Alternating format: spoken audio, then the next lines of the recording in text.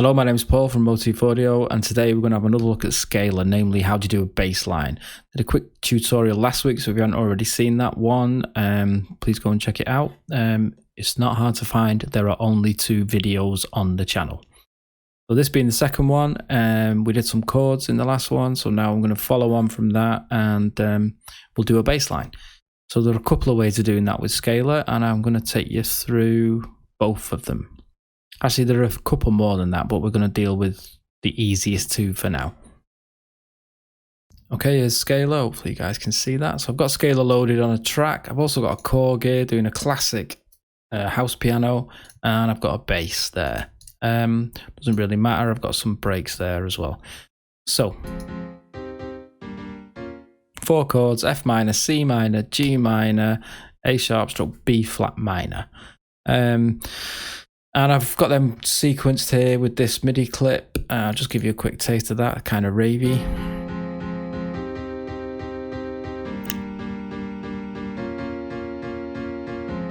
You get the idea.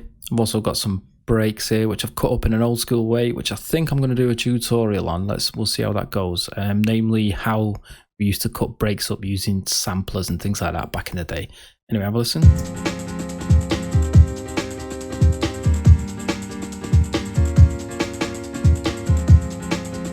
So we need a bass line to go with that, don't we? So how do we do that? Okay, as I said, there's a couple of ways, but first things first, what I want to do is get those chords onto a MIDI track. So how do I do that? Well, there are a couple of ways you could do it. With the old version of scaler, you'd use to hit record.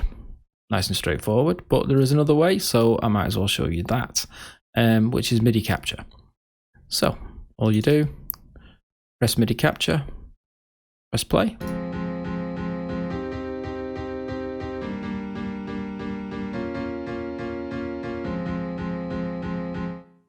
Just stop there, it's a 4-bar riff, so I'll drag that now into my chord track.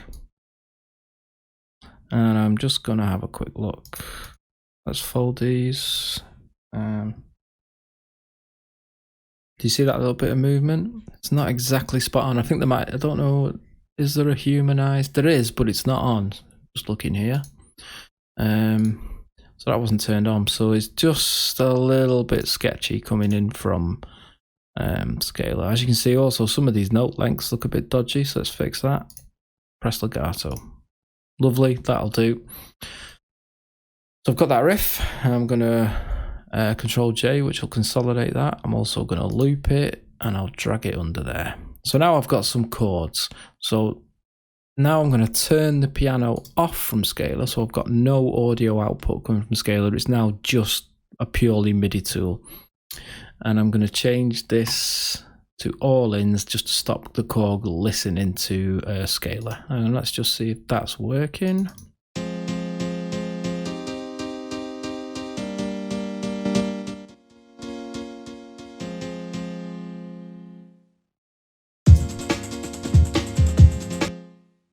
Oh, we've got some bizarre riff thing going on. Oh, I've done a 5-bar riff.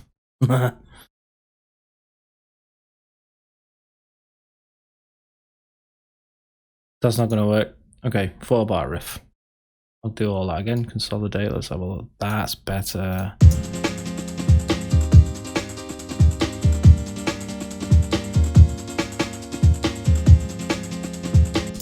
Okay. Right. So we've got some chords. Let's copy that to our bass track. And I'll just color code and quick markup there. So first thing we've got, now I have folded these. I'm going to pop them up a little bit. Hopefully you can see that okay. So we're dealing with F minor, C minor, G minor, B flat minor, or A sharp. So what we're going to do, we'll keep the root notes. And I'm just going to press 0 on the number keypad there. I don't think that's showing up as a keyboard shortcut because I have this little plugin, and if I do every keyboard shortcut, you literally see every key press, and so when I'm typing something, the screen fills up with BASS and it's rubbish. So I've just made it do the modifiers. So anyway, 0 on the keypad will mute notes as opposed to deleting them, which could come in handy later, you know. What have we got? Let's have a listen.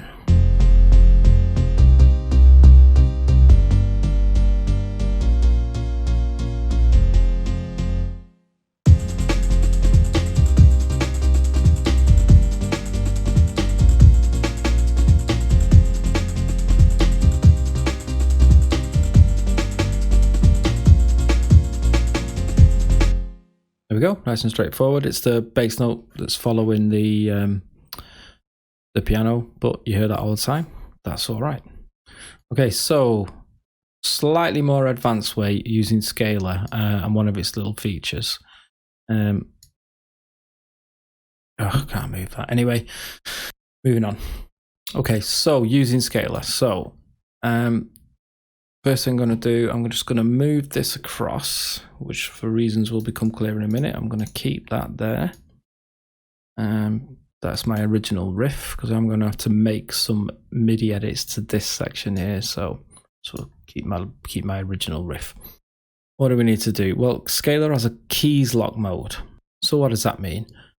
So that means that I'll just knock that into in so we can hear it.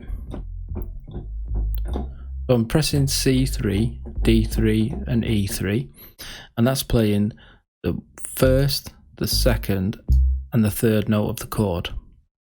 So if I press the F minor chord and I press the C key, the key that will actually play is an F. If I play the second note,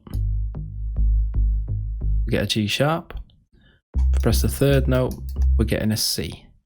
So if we refer to our chords, you can see F, G sharp, C. So that is the 1, 2, 3 notes of that chord. The triads, if there were more notes in this chord, there'd been more notes along here. It'd be 1, 2, 3, 4, and so on and so on. So just to prove the point, if I hit the C minor and press the C, we're going to get a C. If I press the D, we're going to get a D sharp. And if I press the E key, we're going to get a G. And does that tally? Yes, it does. C, D sharp, G. So as the chords are triggered, you can play the rhythm of your bass line without worrying about moving your hands up and down the keyboard and doing all those things that keyboard players do. And to get some interesting bass lines, but the rhythm and the production is all yours, which is a really nice thing. Okay, so there are a couple of things you need to take care of, and you need to realize what's happening. So one thing you need to do is make sure in the settings that under keys lock and chord notes that the chord mute is active and in the or muted, as opposed to unmuted. Now what that means is scaler is going to try and play the chords, and you don't want that, because your bass line is just going to be a big mess, a load of chords being trying to play. So you want to control that. So the actual chords you don't want to play, you just want it to register the notes of those chords so that you can spit those out. And the other thing is, there is a small glitch which I am going to try and find out what the problem is. But every time scaler receives a note off, it will try and cut you off. So just to stop that happening, where the note changes, I'm going to reduce the amount of them so that that chord will be held for the amount of time we need it to be. Hope that makes sense. All right, so as I play through now, you should see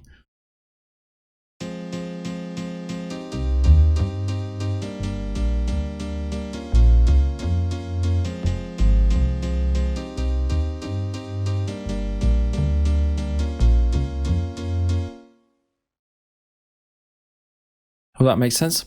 So that was adjusting the notes that I was playing while I was staying on those 3 keys, so we can get a bass line going basically. So shall we give it a whirl? Now we are going to trigger and record into this clip here, so do make sure you've got overdub on, otherwise you'll start erasing notes, and I'm sure you've done that a million times before. All right, let's give it a whirl.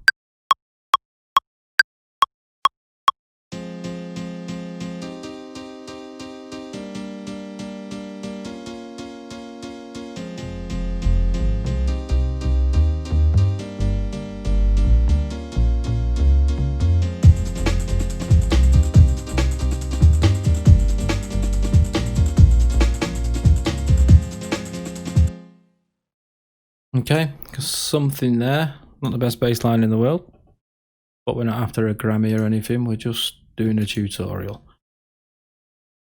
All right, let's have a look at what we've got. I'm going to consolidate that. You can see I'm no keyboard player. The timer's all over the place, but that's why we're programmers, right? We can fix that. It says so loose, quantized couldn't even grab hold of it.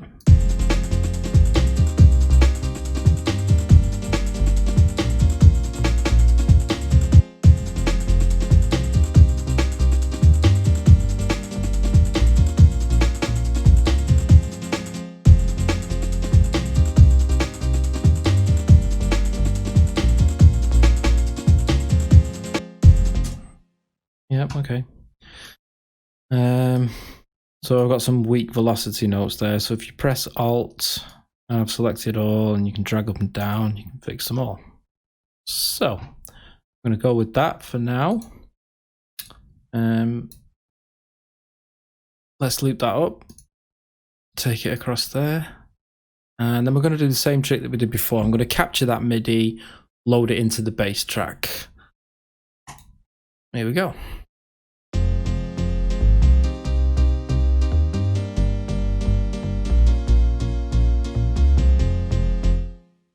Still needs a bit of fixing, but let's drag it in. Okay, dragging that in, as you can see, there is now a massive track. It's massive. Seen this glitch before.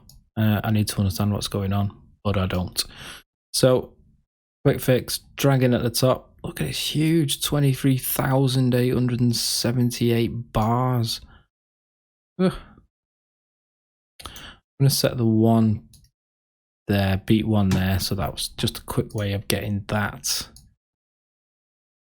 into the top of the clip. I'm going to consolidate that, so now it's just a 4-bar clip instead of 28,000 bars. Yeah. There was a dodgy timing, wasn't there, in there somewhere a second ago, so let's fix that. Let's loop that up.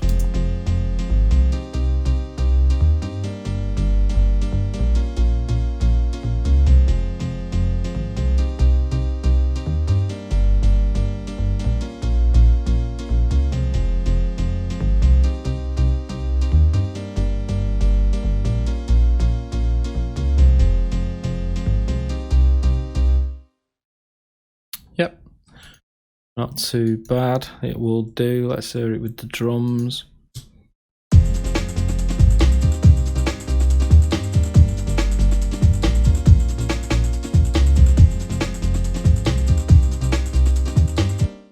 Okay, it's all right. Do a little bit of fixing, but you know, you can spend the time. You get the idea. You can fix that up.